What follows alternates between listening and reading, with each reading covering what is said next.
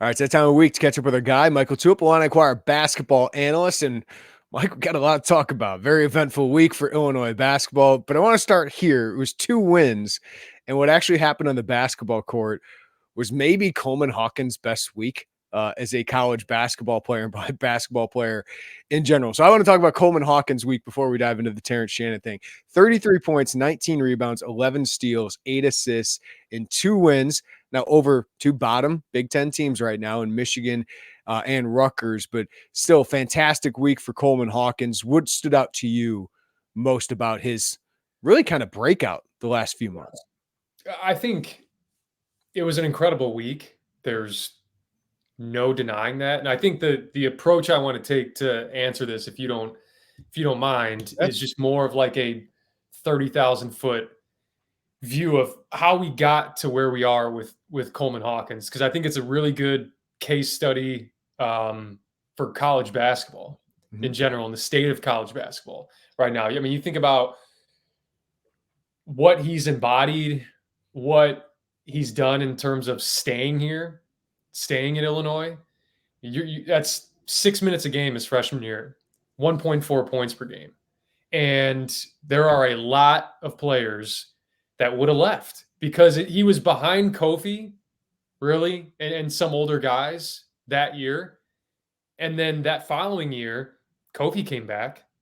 Grandison was back. DeMonte was back. Like, everyone was back. So he could have easily said, you know, if he felt like there were greener pastures, that he could have left. If he didn't have people in his corner that know basketball and understand development and what that means. Because that freshman year, you could see his role when he came in. It was, okay, energy, effort, like he keeps balls alive on the offensive glass, tip outs, those types of things. Good. Maybe you can see things moving forward with him. Sophomore year, now he's playing 20 minutes a game, and majority of that's at the 4 because Kofi's playing. And that was the year I thought that it was, hey, this defense is popping because it's Ron Harper Jr., it's Keegan Murray, it's those type of assignments that really open your eyes to say, man, like, he can do some things on the defensive end. And all the way into the NCAA tournament where he blocks the game-winning shot against Chattanooga.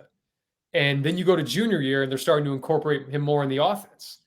And then now you're saying, okay, you can run some things through him.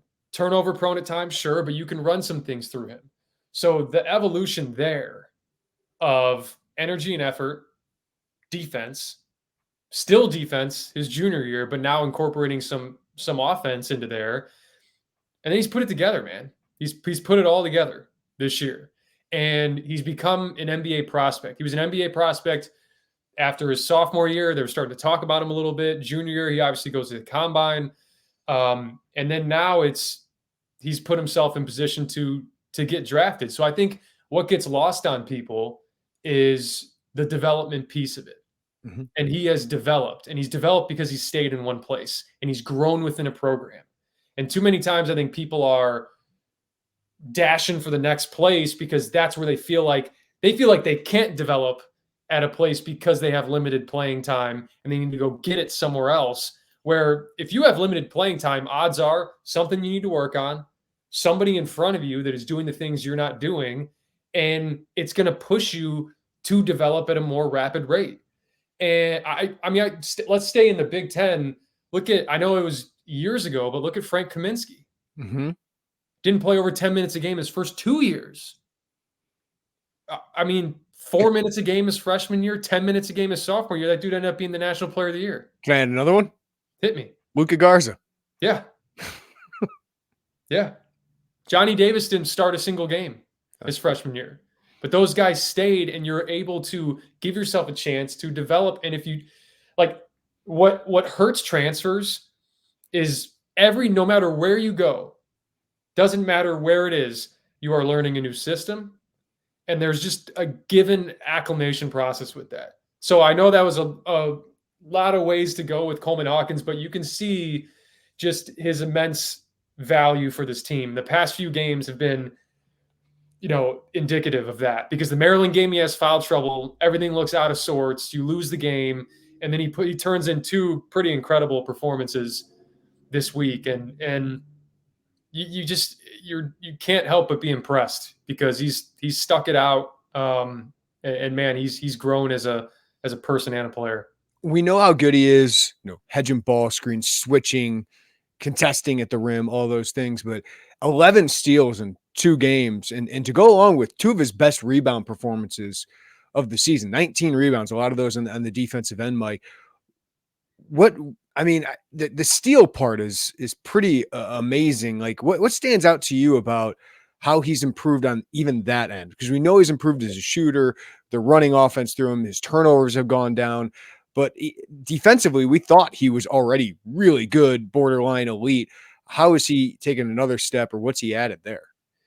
Yeah, I think the film will be great because it's a Coleman Hawkins special. So stick around for that. It's his IQ, and some guys are able to get steals just in different ways. Some just have brute strength on the ball and overpower ball handlers and are able to take your lunch. Some guys, like Coleman's the best I've seen in the Big Ten as a big man with steals since Ethan Happ. And Ethan Happ didn't have a 2-game stretch of 11 steals.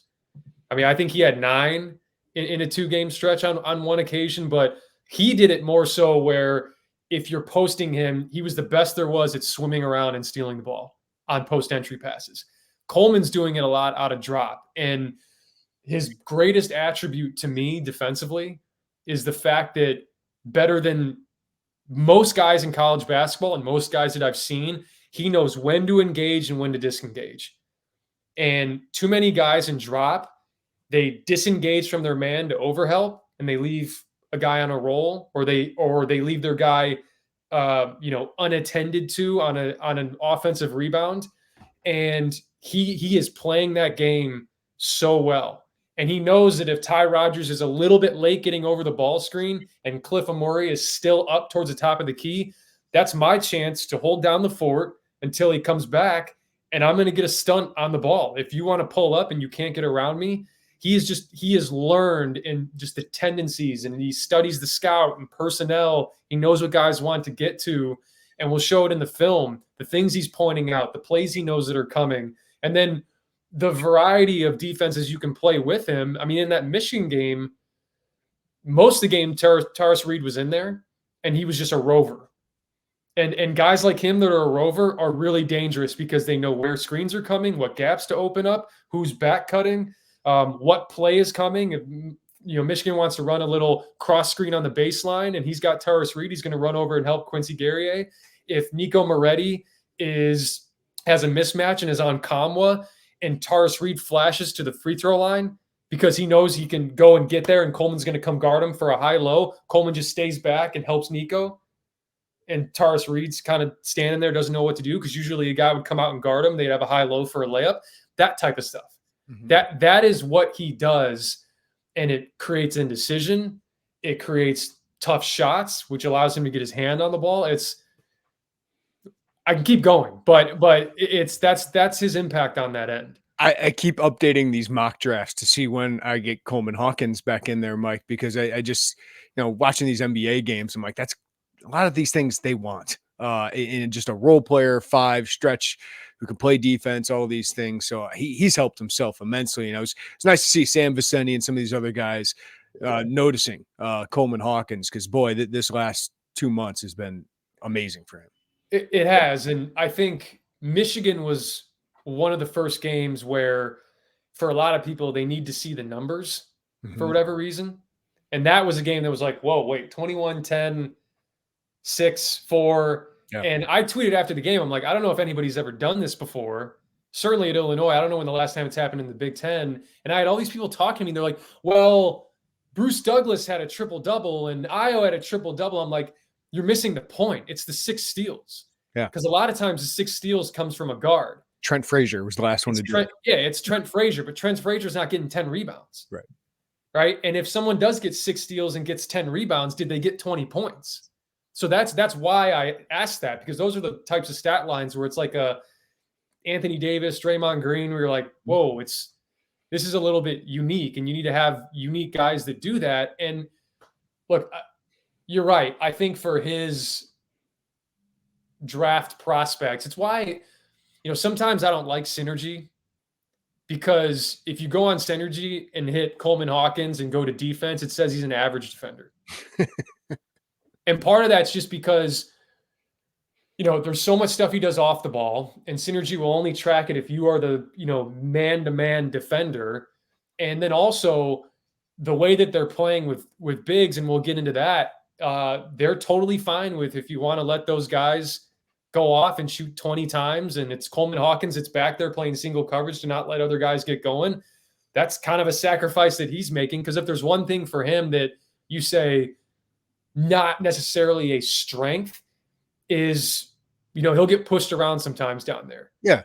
But for the 4 times he gets pushed around, there's 6 other times he's getting a good contest, and he's doing all the other right things. So these draft guys are certainly, they've taken notice, and now he's really getting their attention.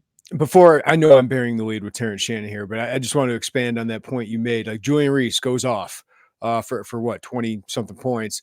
And then you get Tars Reed gets 20 points. And then the last game, Cliff Omori goes off for 20 points. So obviously the post players kind of had their way with Illinois. I didn't put that a lot on Coleman, because these are good players and one-on-ones. And but I do think, did Illinois wait too long to post trap some of those guys? Because it feels like, Mike, as you're saying, Illinois knows what it's doing. Like, they're picking their poison and saying, okay, we'll let a one-on-one against Coleman Hawkins happen, and we'll shut down these other 2 teams from 3, which they did in these 2 wins, 6 for 27 from 3 the last 2 games. What they weren't able to do against Maryland is shut down Jameer Young. Like, that ended up being the bigger problem. So what's your take on these post players having 3 straight good games against Illinois? I think that's what they want. If you want to throw the ball into Julian Reese, and you want to throw the ball into Tars Reed and Cliff Omori 30 times in a game, more power to you.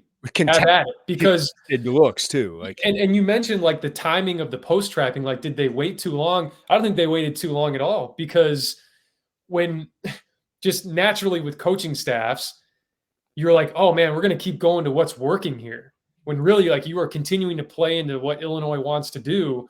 Because if you want, they had success early with Cliff Omori. So it felt like every out of timeout play they were drawing up was for Cliff Omori in the post. And if you went to a post trap earlier in the game and he starts turning over like he did when Quincy Guerrier came down to post trap, they wouldn't have gone back to it, because in their mind, it wouldn't have been working. So now they keep going back to it even into the second half. And Illinois ends up winning the game by 23. Illinois ends up winning the game against Michigan, even when Tars Reed has success down low, because it's not about those 3 guys. It's about Jameer Young. It's about Doug McDaniel. And it's about, Derek Simpson and Andre Hyatt. And so you're not going to lose solely off those guys being back to the basket and scoring down there. If you let those other guys get going in addition to that, then it gets tough. But they did their job, and they forced what they wanted to force. And if Cliff Omori wants to shoot 20 times in a game, Julian Reese wants to shoot 20 times, I think the Illini are going to live with that. All right, let's get to it. Terrence Shannon returns to the 13 minutes in. Yeah, let's I just want to give Coleman Hawkins his credit, man. Like, what a performance he's had. Well deserved. But Shannon returns to the court due to that court injunction. I think a lot of us from the outside surprised that happens, but he gets back on the court, did not start. Did get a huge ovation from the Illini crowd. But what did you see in his first game from both him and the team, given everything that goes into this? Integrating as a basketball player and as a basketball team, and then dealing with the emotion and disruption of this all. Yeah, I'll start with just what he adds from a basketball standpoint. You can play faster, and like that was evident from the second that he got in, and it all ties together. Can I give you a stat? Sure. With Terrence Shannon, they're averaging 12 points a game in transition. Without him, it's about 6. Yeah. So and then they have season high 20 in his return. Well, what's amazing is just how much it all ties together. And they are a better defensive team when Terrence Shannon's out there. And when you're a better defensive team, you get more stops. When you get more stops, you get more opportunities like he does to get out and transition. For a lot of teams, transition is long rebound, it's turnovers, and that's your way of getting out and getting those easy baskets. And there were 2 occasions. I don't have the film on it because we did Coleman Hawkins, but I'll describe it here. Those 2 plays that Coleman Hawkins had facilitating, or Terrence Shannon had facilitating the Coleman Hawkins. Both times when Terrence Shannon received the ball, there were 8 guys that were even with him under the basket. I should say 7. He was one of the 8. And if you just stopped it 2.5 seconds later, it was like, where are all the other guys? and that's such a weapon to have, because he turns transition looks that really shouldn't be there into transition looks. And that is only going to help your offense. He shoots 10 free throws again. And then I think the other thing is, you could see right away, conditioning's not there. He's going to figure that out. And anyone that is, played basketball knows that when you're getting your conditioning right, the first thing that goes is your shooting, because it's the most mechanical thing on the court. And so there's just a lot more moving parts with that, if you will. So that's going to take some time. I think he'll get a little bit more adjusted to that. But you can see this team was really good, even when he was off, I guess, in his absence. With him, there are even more possibilities. There's no question. Whose role changes the most with Shannon coming back? I think, and this speaks to this team and the way they're constructed and how balanced they are, is I'm not sure anyone's role really changes, because these are guys that aren't only valuable with volume. Mm-hmm. So Marcus Domask, if he gets 16 field goals attempts in a game, he is just as important shooting 8. Quincy Guerrier, if he gets 13 field goal attempts in a game, he is just as important shooting 7. Because if that's all you bring to the table, that's a problem. For those guys, if they're not scoring, they're defending. If they're not scoring, they're rebounding. And so you can integrate a guy quicker when you have complete players. Mm-hmm.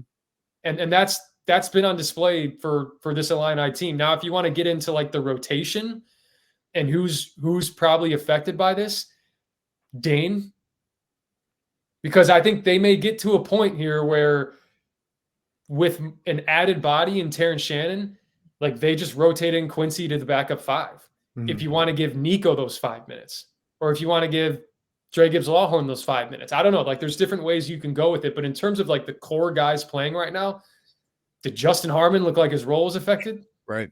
In that Rutgers game?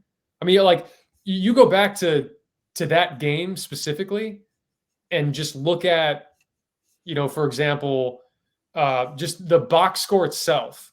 And you can go on like down the line. Coleman Hawkins, 12 points, 9 rebounds. You had, Domask was 12 points, 5 assists, 7 rebounds. Guerrier was 15 points, 11 rebounds. Harmon was 18 and 8. Like, you could have said that happened, like that, those things all happened without Terrence Shannon. Right. And he played as well, and he had 16. Mm-hmm. So again, it's why this team is so much fun to watch, because they all those pieces like accentuate each other.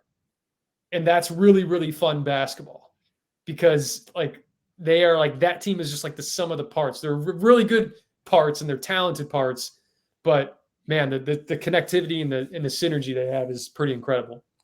All right. So big picture, how does this team's outlook change with Terrence Shannon back on the court, assuming it lasts? I mean, obviously we don't know what the future holds with his case and everything that goes with it, but if he's here the rest of the season, what changes for this team?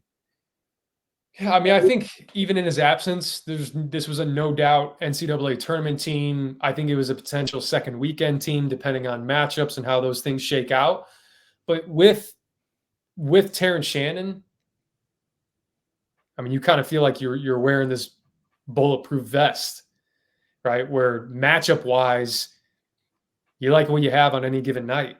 And that really suits you in March, because you're not sitting there sweating over like, oh God, if we're on this 4 line, are we going to, are we on this 3 line? Do we get, Drake's probably going to be higher than like a 14 seed, but you get what I'm saying, where you start dipping into this like, this mid-major team or this team here, like that has really good guards like Chattanooga did a few years ago, that had a Tristan Da Silva transfer from Kansas who could kind of bang with Kofi. Like that's not a matchup we want. I just feel like any matchup you throw at them in those early rounds, they'll really like. And Terrence Shannon has a big hand in that. So yeah, I mean, I think they go to a Final Four, national championship type of ceiling with him. That's not to say you're not going to have some missteps along the way, and I also don't like, I don't like prognosticating. Yeah. Oh, this is a Final Four team. Because that 2021 team was a Final Four team. Yeah. That was a Final Four team that lost in the second round to Loyola. So those things can happen. But Terrence Shannon gives you a heck of a chance to win some games in March and continue to win games here in Big Ten Conference play and potentially capture a Big Ten regular season title. Yeah, feels like they're an actual contender for all those things that you're talking about. Speaking of Justin Harmon, averaging 10 points a game now during Big Ten play. And I was kind of researching who's in the run for Big Ten Sixth Man of the Year. And Blackwell from Wisconsin's averaging 9 off the bench. Wilcher's averaging about 8.5. Harmon's currently at 7 because of his slow start. But man, he's starting to really settle in, Mike. And even with Shannon coming back, makes that big of an impact. What's he mean to this team, and how's he kind of settled into that role? Yeah, I was really impressed with him this week because I was really critical of him last week. Yeah, I mean, I thought he did not play well. His worst game of the season, no question, against Maryland. Didn't look engaged. Didn't have that same bite he has defensively. Wasn't aggressive offensively, and the reason I was so critical is because you've seen what he's capable of. He showed that against Rutgers. He showed that against Michigan. He showed that at other times this year. And, him understanding his responsibility on this team, because a lot of times you can look at yourself as a sixth man and be like, man, I'm if I play well, it's found money. Or if I play well, it's in addition to all these other guys playing well. So if I want to take a night off, or not come in, I got other guys that can help me up. And look, he may be the sixth man, but his importance to this team is so huge. When he is aggressive offensively and when he's dialed in defensively, this team, we talk about Terrence Shannon coming back and how that takes his team to another level. This team gets taken to another level when Justin Harmon's playing like that, because he is a guy that would start at guard for a lot of Big Ten teams. And to have that as a weapon off your bench, and for him to continue to just like keep things simple as well. Like, hey, even when he had added responsibility with Terrence out, it was still, man, straight line drive, active on the glass, pest defensively, catch and shoot guy, pick my spots, attack you downhill. And he's maintained that. And now he's starting to, like you said, settle into his role. And when you settle into a role, you become more efficient. When you become more efficient, you become more confident.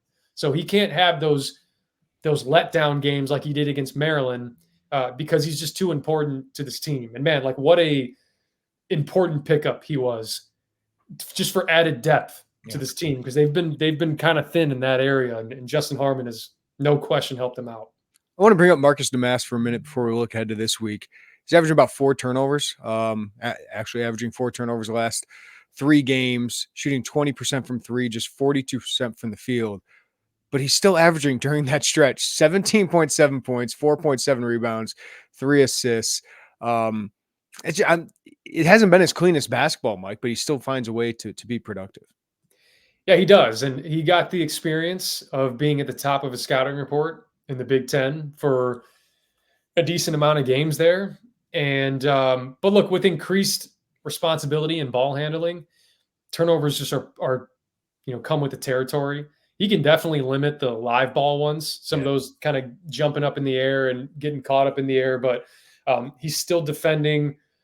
Despite the turnovers, he's still facilitating. Like there's been games where he's had turnovers, but his assist to turnover ratio is kind of able to kind of balance that out. But, he is, what was really impressive about the Rutgers game with him is he maintained his aggressiveness even when Terrence came back, and he was not deferential. He wasn't passing things up, and that's really promising, because if he's playing, like we said earlier in the season, like, man, I'm a true 2 on this team. I'm a true 1 in a way.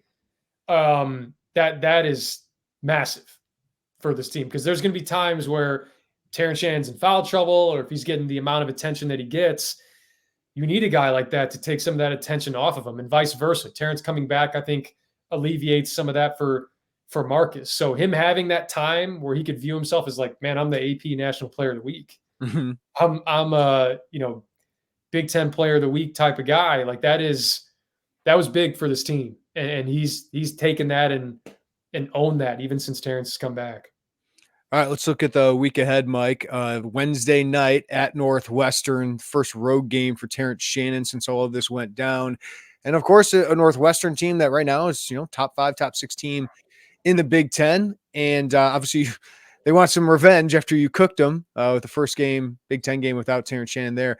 Not currently a quad 1 opportunity, but it's right on the borderline. And I think Northwestern has a chance to kind of get into that top 60 of the net at some point. So what do you think of this matchup? What are the keys for the Illini? Yeah, I think Northwestern's going to be better with their post traps. At home, they usually are, but it was just very uncharacteristic of them to be that bad zoning up out of post traps against Illinois that first time around. And Illinois just absolutely feasted off them. I think it's still their principles. They're still going to do it. And so you have to take care of the ball, because that's where they get you. They force turnovers more than a lot of teams in this league. And so if you're not crisp with your reads out of those traps, if guys aren't cutting, if guys aren't making themselves available, it's going to be a game, and you have potential to be in for a long night. So have to take care of the ball, and then you just can't let Boo Booey get off. You just can't.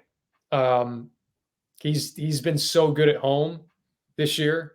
He's been good on the road. He's a really good player, but ball screen coverages, guarding them out of those zoom actions. So when they're setting that pin down, you got to fight through the pin down first and then fight over the dribble handoff. So we talk about angles, right? We did a film session on that after Maryland, where if you're still trailing after that pin down and you're a little late and you see Boo Booey lower that shoulder like he's going to come over and curl around that screen and get downhill, shoot the gap.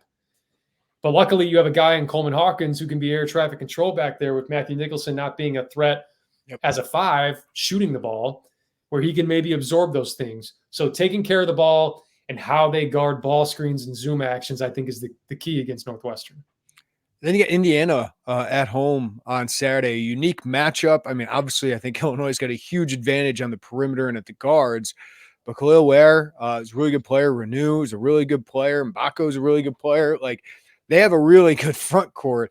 What do you think of that matchup? Because I'm not a huge fan of this Indiana team, but because of their lack of guards, but they do have talent. They do, and we'll see what Ware's status is for that game, because I think he could have a potential big impact on that game. But look, I think you can get them in transition, because they're just not a good offensive team. I mean, they're outside of the top 100 in KenPom right now offensively. Just don't quite have an identity on that end. Maybe that's another game where Illinois says, Khalil Ware, Malik Renew, you want to throw it into them 40 times? Cool. We're fine with that. Mm-hmm. That, like you said, I mean, that guard play, I can't fathom how they strolled into the season with that guard play. Is just, it's insane. And I know they were close on Dalton Connect. I know they were close on a few other guys at that guard position, but man, that's tough. You really limit yourself. And then you have a guy like Xavier Johnson he's struggled. Like, big time.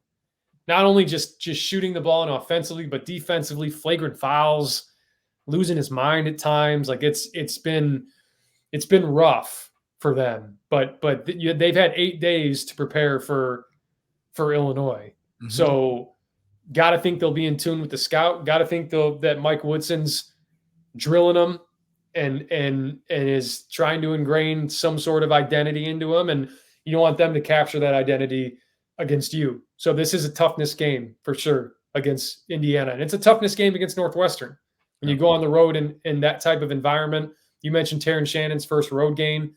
No question there's going to be some things being said from the stands. And, there's going to be some orange in the stands for sure. Yeah. But these are college kids, man. And you're going to have to play well in that environment and be tough. And same goes for when Indiana comes to town next Saturday.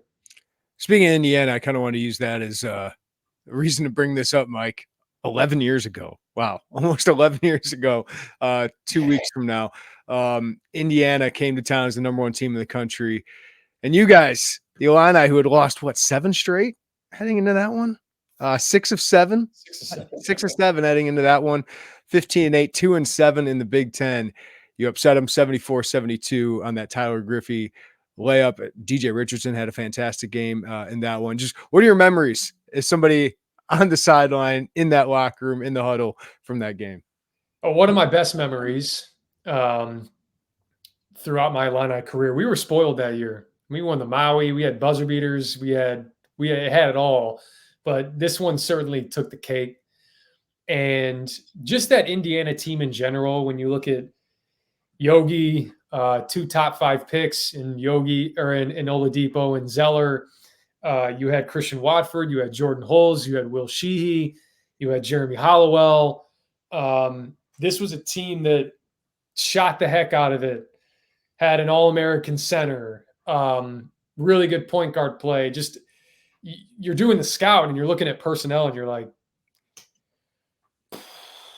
all right, let's they're 20-2 at that point. I mean, let's see what happens here. Let's try to bring the fight to them. But what people maybe don't remember leading into that game was, we were 12-0 and ranked top 10 in the country that year, and just hit a skid coming into Big Ten play. Big Ten was really good that year. Michigan went to the national championship. They finished 5th that year. Minnesota was a top 10 team at one point. Mm-hmm. And so you needed this win. Coach Gross calls us in after we've been reeling before that game. He said, no more Twitter. Twitter's banned. Because they'll tell you you're rock stars when you start 12-0. And I think his words, they'll tell you you're scum when you've lost 6 or 7. And he goes, you're not rock stars and you're not scum. You're probably somewhere in the middle. But you can't ride that roller coaster, so Twitter's out. No more Twitter. What was our next game?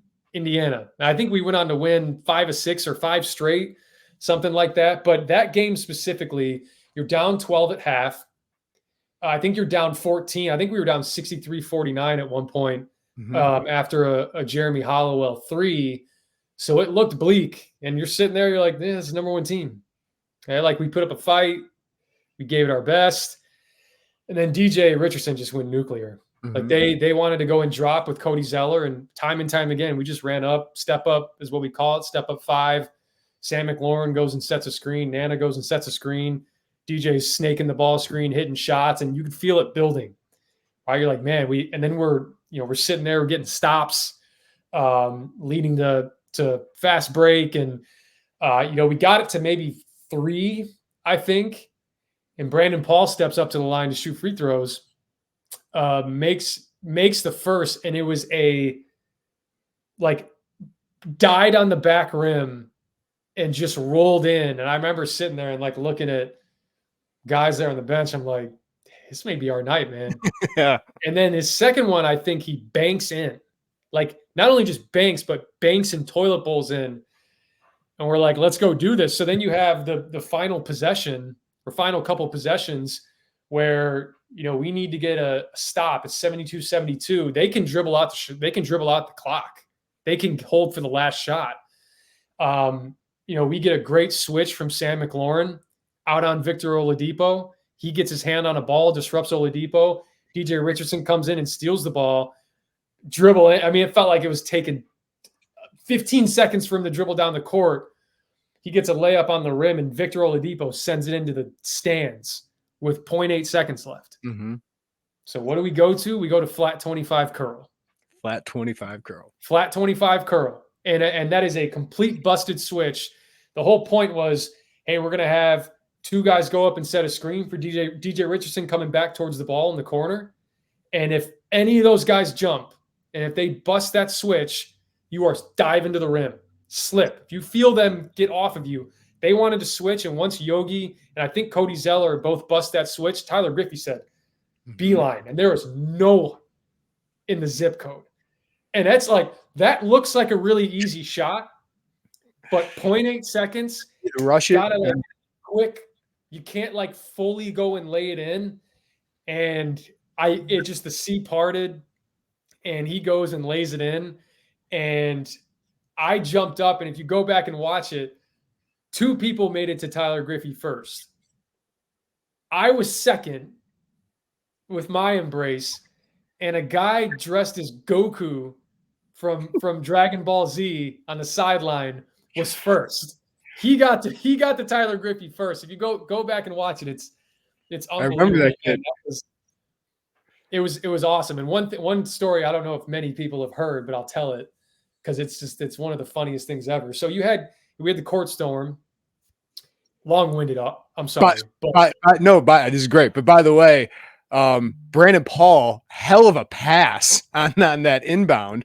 And Riley O'Toole was in the stands and went and just like hugged the heck out of him. Yeah, because Riley was there baseline with my brother for that game because we've known Riley for a long time. So he runs over. And the funny thing with Brandon is he passed that ball. Tyler lays it in.